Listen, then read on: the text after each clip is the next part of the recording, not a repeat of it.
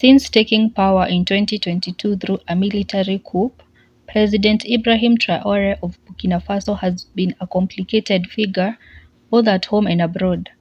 Promises of economic transformation and notable progress against violence has characterized his government, but these are overshadowed by divisive policies that raise questions about human rights violations and democratic regression. Let's explore important facets of Traore's administration's negative features. Let's talk about his rise to power. Traore held on power by appointing himself as interim president and foregoing democratic procedures. Promises to restore order in the face of escalating Islamic assaults. Traore continues to function by avoiding conventional political procedures and using military-led rule. His administration has put off establishing a precise schedule for a democratic transition, claiming that a concentrated, targeted leadership is necessary due to the country's security circumstances. Burkina Faso's press freedom has drastically declined under Traore's leadership. Reporters now endure intimidation and threats, making independent journalism risky.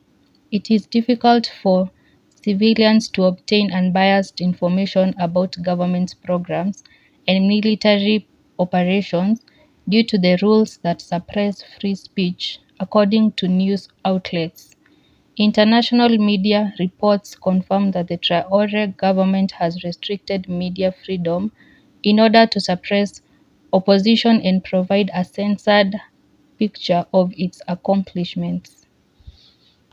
A military campaign has been a top priority for Traore's administration in an effort to stop terrorism, which is real and persistent danger in Burkina Faso.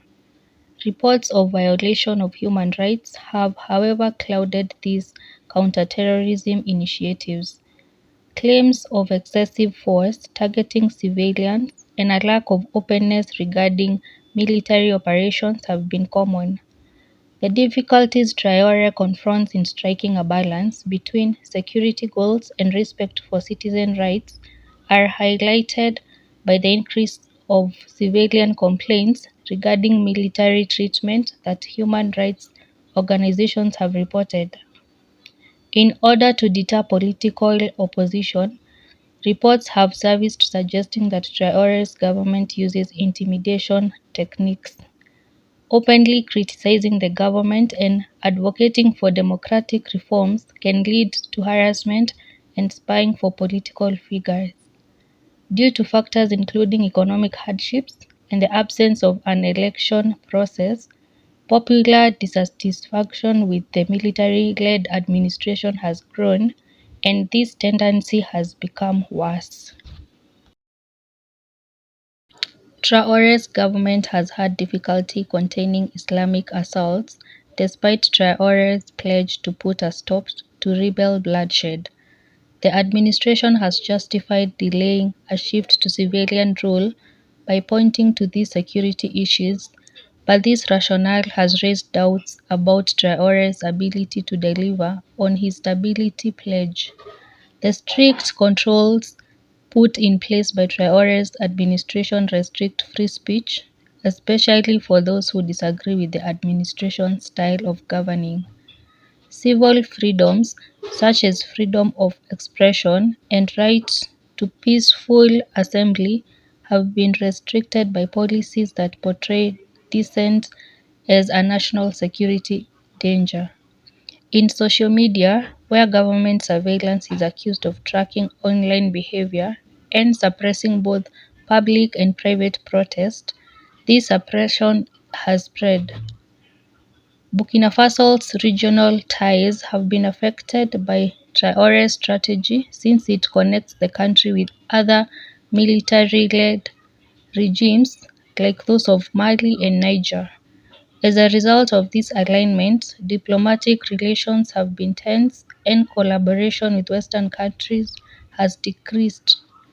Critics fear that Burkina Faso's growing isolation from outside partners may lead to fewer economic prospects and a diminished ability to handle regional security challenges. Young people in Burkina Faso have taken a strong interest in Traoré because they see him as a symbol of progress. His charismatic leadership style has won over young people looking for alternatives to traditional politics, but this devotion runs the risk of fostering an atmosphere in which Traoré's actions are accepted without scrutiny. In the fields of governance, human rights, economic policy, and security, President Ibrahim Traore's government is confronted with serious obstacles and criticism. Burkina Faso's youth have taken a strong interest in the president because they see him as a symbol of change. In addition to providing stability to his government, this support fosters a sort of personality cult that actually brings criticism. Young people looking for alternatives to traditional government have been won over by his charismatic leadership style.